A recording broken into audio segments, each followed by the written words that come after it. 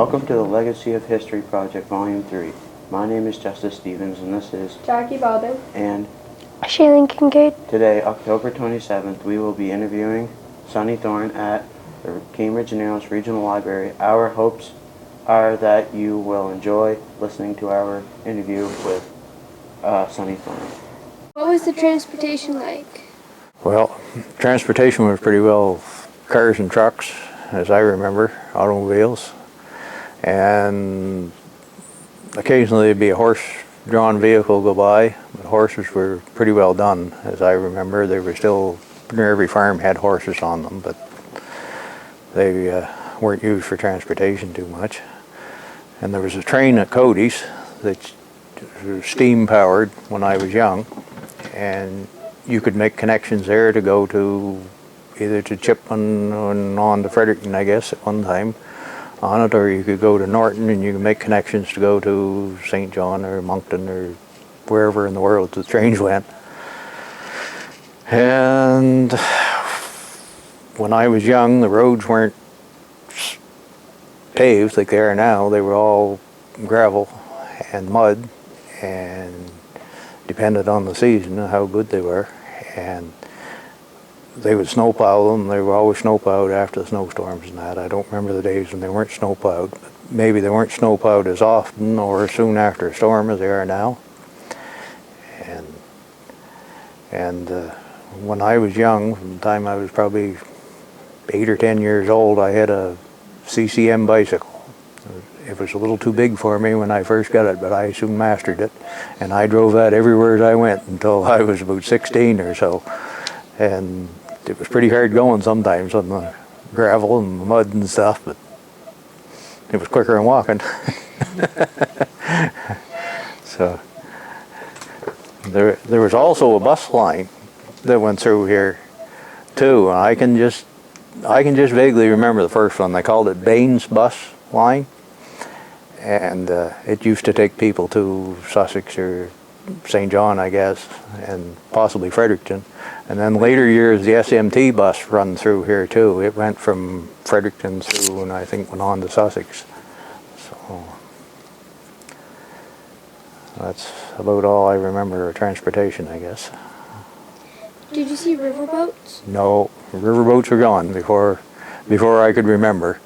The old Majestic was the last boat, and it was down just below Hampton, down the Widgewalk on what's the Mackay Highway now, and it was on the beach, or was beached down there up on the bank, and it sat there and rotted, I guess. They had big plans of what they were going to do with it. They were going to build it into a restaurant or nightclub or something, but apparently there was some hassle over crossing the railroad tracks to get there, so it laid there and rotted, I guess.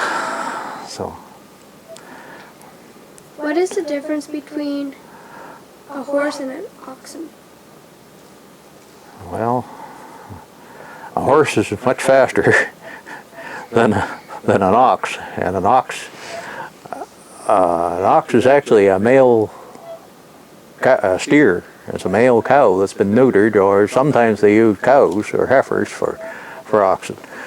And I don't remember them. I don't remember other than seeing them at exhibitions or fairs or something, but I've never had anything to do with oxen. But they were really strong. They were slow, and they were very calm and docile. What a horse was. Sometimes horses were quite active or whatever. So is there? You want to stop? Did it again. What kind of guns were there? The guns were much the same as they are now. I was born after the muzzle loaders and things like that, but there was a few. The older guns would be like 43 Mausers, or there was a very odd 57 Snyder around, and I have a 43 Mauser that I bought from your great-grandfather when I was 14, and it still works, but you can't get ammunition for it. Or I haven't bothered trying anyway for a long while. But there was all kinds of shotguns. Every farm had at least had a shotgun, and they were the same calibers as they are now. They were anywhere from 12 gauges to 410s, and there was quite a few were double barrels. And the rifles were everything from 22s to 3-03s, and there was a lot of 30-30s and 32 special Winchesters, and there was the odd heavier gun, maybe that kind of exotic ones that someone would have, but they were the most common. And there were very few scopes, telescopic sights around then.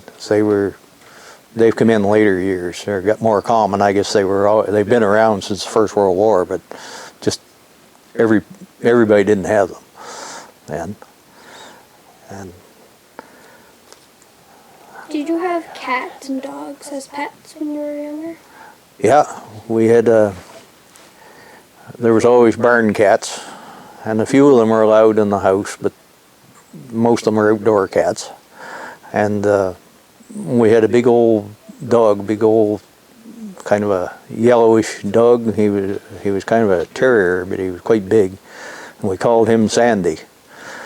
And then in later years, I've had, I guess, 4 dogs. Since then, they've all been Labrador Retriever type dogs, purebreds and part whatever. And we had the one we have now is an old chocolate lab, old boondog that you're familiar with. And he's actually Shayna's dog, my granddaughter's dog. As her dad got him for her when she was little, but he come to stay with me, and he's been there ever since.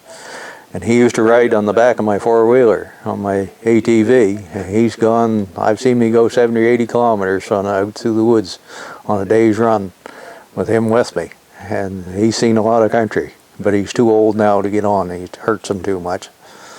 So. What is your earliest memory? Tell us about living on a farm. When I grew up, my parents had a small farm over in Hamtown, part of Cambridge Narrows now, and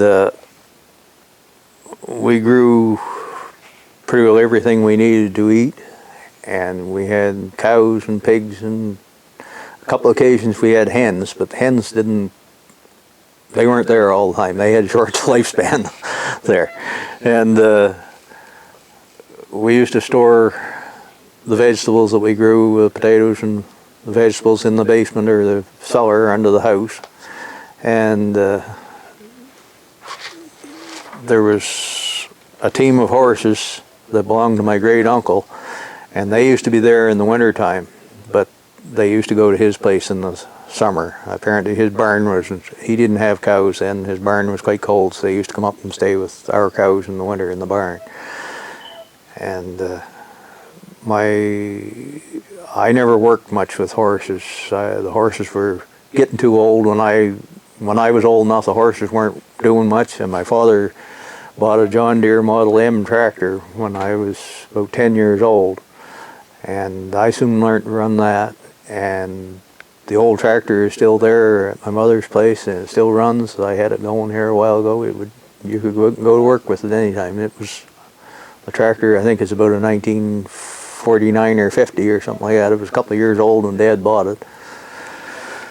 And then my wife and I had we lived on a farm in Jemseg too, and we bought the farm from her dad in 1966, and we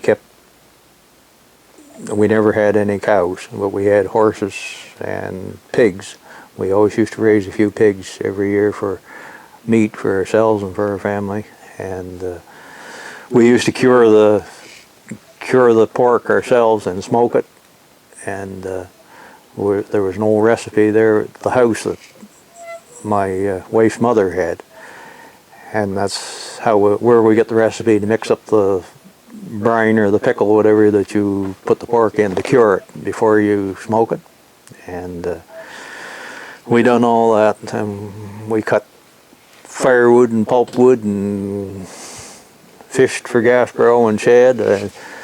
My old friend Ron Todd at Jimsag, he used to help me with getting me started in the fishing shad, and then we used to come over to Art Perry sometimes and set our net over there at Art Shore, and we'd smoke some of those for our own use. I think when I was young, we used to, the pigs, when they were butchered in the fall, or beef was butchered, the pork, the hams and the bacons used to take down to Lower Cambridge to Chapman's. Alan Chapman's father used to cure the meat there, and it was some good when they done that bacon and ham. And then in the spring of the year, Bill McGarity from across the lake, as soon as the ice went out, Bill would be around with Gasbro, and then a week or two later he'd have smoked Gasbro. The boys, they tasted some good, having those early in the spring right out of the cold water. I always look forward to having them. Was there power back when you were a young kid? Yeah, there's always been electricity as long as I can remember. Apparently it started in the late 1930s or around 1940, but I've always lived with electricity, and I would find it awful hard not to have electricity for tools and to run things. It was one of the biggest things that you could miss, I think. How did you get your water? Well, when I first remember, there was a spring up the road a little bit from the house, and we used to have to go up there and get a pail of water. I can remember going there with my mother or my father to get a pail of water, but I wasn't big enough to carry it. They was probably leading me along by one hand. But I'd say 1948, they drilled a well right by the corner of the house and had a hand pump in it. And you go out and pump a pail of water there and carry it in the house and heat it and use it for whatever. And then probably in the early 1950s, they had an electric pump in the basement and water in the house.